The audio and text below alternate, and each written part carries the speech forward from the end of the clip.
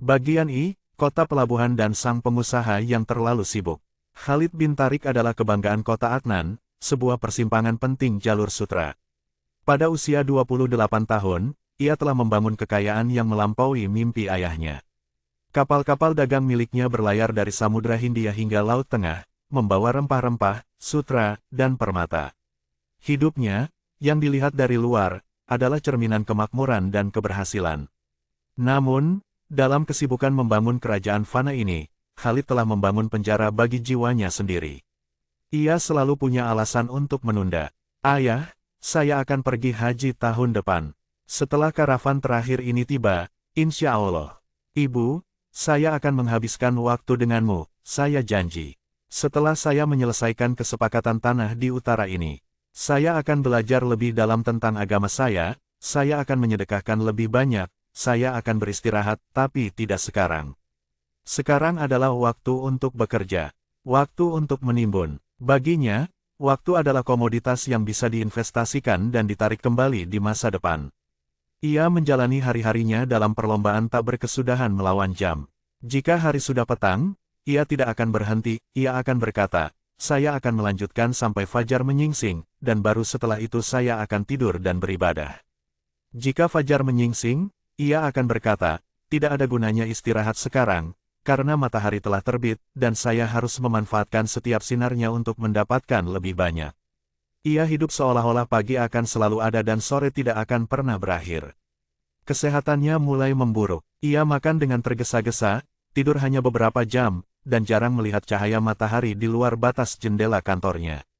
Tubuhnya, yang dulunya kuat seperti tiang kapal, kini mulai rapuh. Namun, ketika ada yang menasihatinya, ia hanya tertawa, kesehatan adalah harta yang bisa saya dapatkan kembali dengan uang. Saya akan beristirahat ketika saya kaya raya. Khalid menunda untuk memanfaatkan waktu sehatnya sebelum waktu sakitnya. Ia menunda untuk memanfaatkan waktu hidupnya sebelum waktu kematiannya. Suatu sore yang terik, saat ia sedang menghitung tumpukan koin emas di gudangnya yang pengap, tiba-tiba pandangannya kabur. Kepalanya berdenyut hebat, ia ambruk, tumpukan koin emas bertebaran di lantai marmer, tampak tak berarti di samping tubuhnya yang tak berdaya. Dokter mengatakan ia menderita demam yang parah. Untuk pertama kalinya dalam bertahun-tahun, Khalid terpaksa tidak bergerak. Terbaring lemah di ranjangnya, ia merasa marah. Marah karena waktu terbuang, marah karena bisnisnya melambat, marah karena ia tidak bisa bekerja. Di tengah kelemahannya, ia merenungkan satu hal yang tak terduga, ia tidak takut kehilangan kekayaannya, tetapi ia takut akan waktu yang hilang, waktu yang ia sia-siakan untuk beribadah, waktu yang ia abaikan untuk kebaikan. 1 minggu setelah ia bisa berdiri, dengan tubuh yang masih goyah dan pikiran yang keruh, ia berjalan-jalan di pasar. Ia menyusuri lorong yang dulunya penuh dengan penjual yang menyambutnya dengan hormat. Kali ini, ia hanya ingin udara segar. Di dekat gerbang kota, duduk di bawah naungan sebatang pohon kurma tua, ada seorang lelaki tua. Pakaiannya sederhana, bersih, tetapi menunjukkan jejak perjalanan yang jauh. Di sampingnya, hanya ada tongkat dan sebuah kantung kecil. Matanya jernih dan damai, menatap tanpa tergesa-gesa pada hiruk-pikuk kota. Khalid, yang terbiasa melihat orang menilai kekayaannya, menghampiri lelaki tua itu. Salam, kakek, sapa Khalid. Mengapa engkau duduk di sini sendirian, tidak bergabung dengan hiruk-pikuk kota? Lelaki tua itu, yang memperkenalkan dirinya sebagai hakim, tersenyum lembut. Salam kembali, nak, aku tidak sendirian, aku sedang ditemani oleh pengamatanku. Dan aku tidak bergabung dengan hiruk-pikuk itu karena aku hanyalah seorang penyeberang jalan. Aku hanya berteduh di sini sejenak. Khalid duduk di sampingnya, penyeberang jalan, tapi bukankah kita semua tinggal di sini, membangun rumah dan masa depan? Hakim menoleh, pandangannya menusuk. Jadilah dirimu, nak, seperti orang asing atau penyeberang jalan. Apa yang dilakukan orang asing di sebuah kota? Dia mengambil apa yang dia butuhkan, dia mencari makanan untuk perjalanan berikutnya, dia mencari tempat yang aman untuk bermalam, tetapi dia tidak membangun rumah. Dia tahu, dia akan pergi besok. Dia tidak mengikatkan hati pada dinding dan perabotannya, karena itu bukan miliknya. Hakim melanjutkan, nadanya kini seperti air mengalir, menenangkan dan dalam. Dan penyeberang jalan, dia tidak akan pernah berkata, aku akan menunggu sampai waktu yang tepat untuk menyeberangi jembatan. Tidak, dia menyeberang sekarang, sebelum banjir datang atau sebelum malam tiba. Karena itu, Nak, jika kamu di waktu yang sore, jangan menunggu waktunya pagi. Dan jika kamu di waktu pagi, jangan menunggu sore. Kerjakan apa yang harus kamu kerjakan sekarang. Kesempatan itu seperti awan, jika kamu biarkan berlalu, ia mungkin tidak akan kembali. Kalimat itu menamparkan Khalid. Ia teringat akan janji-janjinya yang tertunda, ibadahnya yang selalu ditangguhkan. Aku baru saja sakit, kakek, kata Khalid, suaranya parau. Aku menyadari betapa rapuhnya waktu sehatku. Itulah pelajaran terbesar, Nak. Gunakan waktu sehatmu sebelum waktu sakit, dan waktu hidupmu sebelum waktu mati. Waktu sehat adalah modal utama untuk beribadah dan berbuat baik, tetapi kebanyakan orang hanya menyadari nilainya ketika tubuh mereka telah terkunci oleh rasa sakit, dan amal kebaikan tidak dapat lagi dilakukan. Janganlah engkau menjadi orang yang menyesal di akhir waktu. Sejak hari itu, Khalid mulai berubah. Ia menjual sebagian besar kapalnya dan menyisihkan kekayaannya untuk amal. Ia meminta hakim untuk menemaninya dalam perjalanan terakhirnya sebelum hakim melanjutkan pengembaraan. Bagian 2, gelapnya aniaya di kota Al-Karim. Khalid dan hakim melakukan perjalanan ke selatan, ke kota oasis yang indah bernama Al-Karim. Kota itu terkenal dengan produksi kain sutranya yang halus. Awalnya, Al-Karim tampak damai, tetapi segera terlihat awan kegelapan menyelimuti kota itu. Kegelapan itu berasal dari satu orang, Amir Al-Haddad, sang penguasa pasar. Amir adalah seorang yang kaya raya dan berkuasa, tetapi hatinya sekeras batu bata. Di Al-Karim, terjadi kasus aniaya kezaliman yang terang-terangan. Amir telah mengambil alih sumur irigasi utama, yang merupakan sumber mata pencaharian bagi para petani dan penenun sutra kecil. Ia menaikkan harga air hingga melampaui kemampuan rakyat miskin, memaksa mereka menjual tanah mereka dengan harga murah, yang kemudian dibeli oleh Amir sendiri. Salah satu korban adalah seorang janda tua bernama Fatiyah, yang putranya telah meninggal di laut. Amir menuntut agar Fatiyah menjual rumahnya dan kebun kecilnya yang tersisa sebagai ganti hutang air yang ia pinjam. Meskipun hakim dan Khalid telah melihat banyak penderitaan di dunia, kezaliman ini terasa sangat menusuk. Mengapa tidak ada yang melawan? Tanya Khalid, marah melihat ketidakadilan itu. Hakim menarik napas dalam-dalam. Aniaya selalu memiliki dua korban, Nak. Korban yang tertindas, dan si penindas itu sendiri. Korban yang tertindas akan mendapatkan keadilannya, tetapi si penindas akan mendapatkan kegelapan yang abadi. Aniaya itu akan membawa kegelapan di hari kiamat kelak. Kegelapan yang membuat orang zalim itu tidak tahu harus kemana melangkah. Kita tidak boleh berdiam diri, kakek. Tentu saja tidak. Penyeberang jalan tidak boleh hanya menyaksikan keburukan tanpa berbuat apa-apa, seolah-olah dia tidak peduli dengan tempat yang ia lewati. Bagian dari menjadi orang asing yang baik adalah meninggalkan tempat itu dalam keadaan yang lebih baik, atau setidaknya memperjuangkan keadilan di dalamnya. Jangan biarkan amalmu menjadi sia-sia hanya karena kamu takut bersuara melawan kegelapan. Khalid dan hakim memutuskan untuk bertindak. Mereka tidak memiliki kekuatan militer atau politik, tetapi Khalid memiliki kekayaan dan hakim memiliki kebijaksanaan. Khalid menggunakan hartanya untuk membeli kembali hutang-hutang para petani kecil dari Amir dengan harga yang wajar, memberikan Amir kembali uangnya, sehingga Amir tidak punya alasan untuk menyita properti mereka.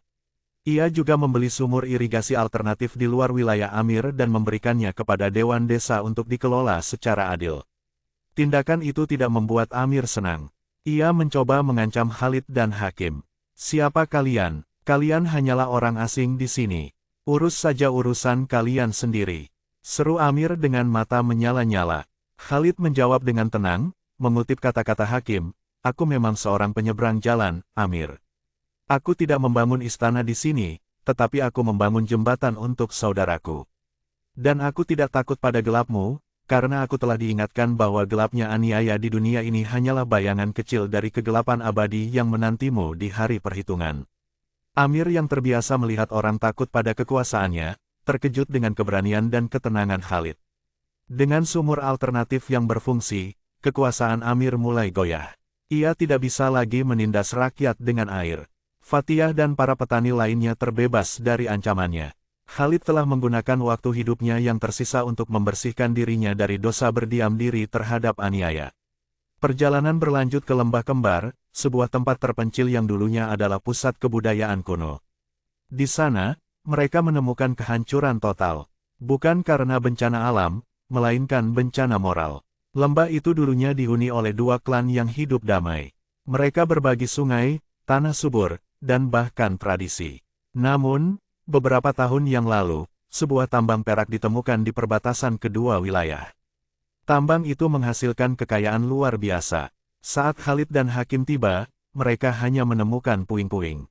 Sebuah menara yang runtuh, rumah-rumah yang terbakar, dan yang paling mengerikan, tanah yang masih berlumuran darah lama.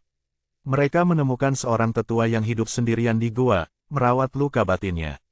Tetua itu bercerita tentang Kikir. Tambang itu telah meracuni hati kami, kata tetua itu, air mata mengalir di pipinya yang keriput. Klan pertama serakah, ingin mengklaim seluruh tambang. Klan kedua juga serakah, ingin mengklaim lebih dari bagian mereka. Perilaku Kikir itu menjalar seperti api. Kami mulai dari pertengkaran lisan, lalu perkelahian kecil, dan akhirnya, pertumpahan darah. Kedua klan, yang tadinya bersaudara, saling bunuh. Tetua itu menjelaskan bahwa demi perak itu, mereka mulai menghalalkan yang diharamkan. Mereka mencuri hak anak yatim, bersumpah palsu di hadapan hakim, dan akhirnya, mereka menghalalkan pertumpahan darah saudara mereka sendiri. Kikir itu, nak, kata hakim kepada Khalid sambil memandang puing-puing, telah membinasakan umat-umat terdahulu. Ia mendorong mereka mengadakan pertumpahan darah dan menghalalkan apa yang diharamkan oleh Allah. Kikir bukan hanya tentang menyimpan harta, tetapi tentang menolak mengeluarkan apa yang seharusnya dikeluarkan, dan mendambakan apa yang bukan hak kita, bahkan jika itu harus dibayar dengan kehancuran jiwa dan nyawa. Khalid menggenggam erat kantungnya yang kini berisi sisa hartanya, harta yang ia niatkan untuk kebaikan. Ia menyadari betapa tipis batas antara ambisi yang dihalalkan dan kikir yang membinasakan. Kekayaan yang ia kumpulkan dulu, jika ia tidak menggunakannya untuk menolong dan memberi, bisa saja berubah menjadi bara api yang membakar jiwanya sendiri dan mendorongnya melakukan hal-hal keji. Lihatlah, Khalid, kata hakim, menunjuk ke sebuah permata kecil yang tergeletak di lumpur. Permata ini, yang seharusnya membawa keindahan, telah membawa kehancuran. Mereka lupa bahwa harta adalah ujian, dan bahwa penyeberang jalan tidak membawa apa-apa selain bekal yang cukup. Mereka ingin membawa semua permata itu ke sisi lain, tetapi perjalanan itu tidak membutuhkan permata, hanya amal. Bekal seorang penyeberang jalan, perjalanan Khalid dan Hakim berakhir di sebuah bukit yang menghadap ke laut luas. Matahari terbenam, mewarnai cakrawala dengan warna emas dan ungu. Khalid kini bukan lagi pengusaha yang tergesa-gesa. Ia telah menyatu dengan filosofi penyeberang jalan. Ia menjalani setiap saat dengan kesadaran, seolah-olah ia bisa dipanggil pulang kapan saja. Kakek, kata Khalid, pandangannya damai, aku mengerti sekarang. Selama ini, aku membangun istana di jembatan. Aku menunda kebaikan dengan asumsi aku akan hidup selamanya, aku menoleransi aniaya karena aku sibuk dengan kekayaan, dan aku hampir dikalahkan oleh kikir dalam hatiku karena aku melihat harta sebagai tujuan, bukan sebagai alat. Hakim meletakkan tangannya di bahu Khalid. Inilah bekal seorang penyeberang jalan, nak.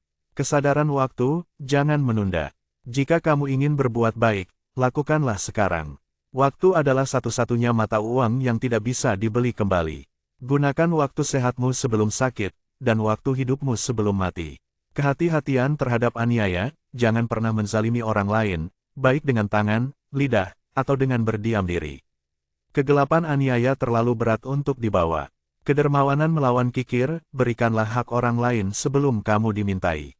Harta adalah alat untuk membersihkan diri dari kikir. Jangan biarkan kikir membinasakanmu seperti yang telah membinasakan umat-umat terdahulu. Sekarang, nak, lanjut Hakim, menatap matahari terbenam, aku harus melanjutkan perjalananku. Aku hanya seorang penyeberang jalan yang berteduh di sini sejenak. Aku harap engkau telah mendapatkan bekal yang cukup untuk menyeberangimu. Terima kasih, kakek. Engkau telah memberiku hidup kedua. Keesokan paginya, Hakim telah tiada. Ia hanya meninggalkan tongkatnya dan sebuah pesan singkat yang diukir pada batu, jembatan ini hanya untuk menyeberang. Khalid bin Tarik tidak kembali ke kota Adnan untuk membangun bisnisnya. Ia kembali sebagai seorang penyeberang jalan yang membawa bekal yang cukup. Ia menggunakan sisa hartanya untuk membangun sekolah-sekolah, menyediakan air bersih untuk kaum miskin, dan yang terpenting, ia menjalani setiap hari seolah-olah itu adalah hari terakhirnya di persinggahan dunia ini. Ia tidak pernah menunda ibadah, tidak pernah menunda sedekah, dan tidak pernah menunda untuk berkata benar. Jika hari sudah sore, ia tidak menunggu pagi untuk beramal, dan jika hari sudah pagi, ia tidak menunggu sore untuk bertobat. Ia memanfaatkan kesehatannya semaksimal mungkin, berjuang melawan aniaya, dan membebaskan hatinya dari belenggu kikir. Ia tahu, ia hanya sedang menyeberang, dan bekal terbaik adalah hati yang bersih dan amal yang diterima.